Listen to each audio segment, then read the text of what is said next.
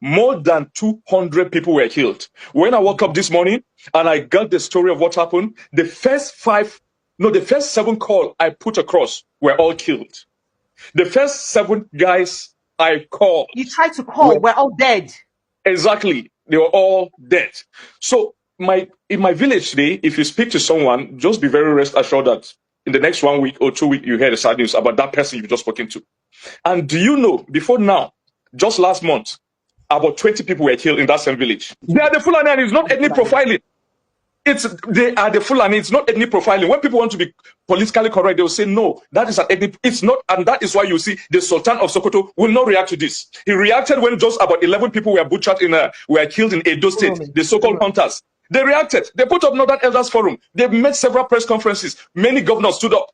The governor of Edo had to travel to some of these states to go and say sorry. Just 11 hunters, that is alleged hunters, if really they were hunters, who were killed. Now 200, nobody in the north is speaking, because that is the collective agenda, jihad, and the complete takeover of the land of our people. And let me tell you, so I'm saying it authoritatively. I'm an authority in this area. I was born and raised in Jos. I speak Hausa as my first language. I speak Hausa better than I speak Tiv. And let me tell you, this thing they call intelligence. We are the sources of this intelligence. The government sometimes use the narrative of intelligence to confuse you, as if what they know is different. They know exactly what we know, or we even know better, because we are the sources of this intelligence.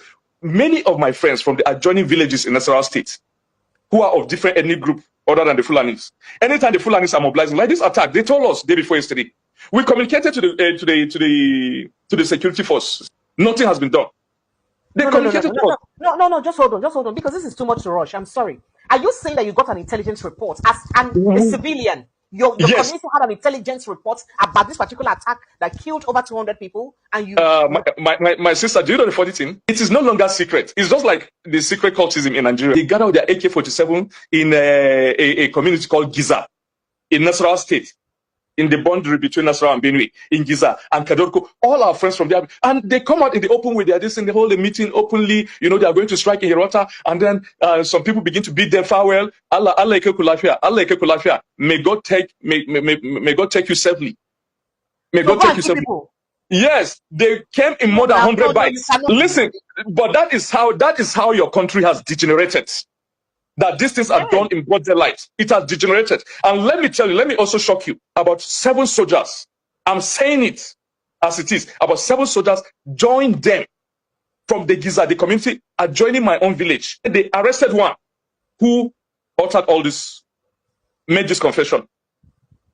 He said some of the soldiers from Giza trained them of Fulani ethnic stock, and they joined them. They commandeered the whole thing. So what they did yesterday was extremely tactical and strategic with military precision. Right now, there are a lot of tea villages in my council ward that will be taken over by Fulani.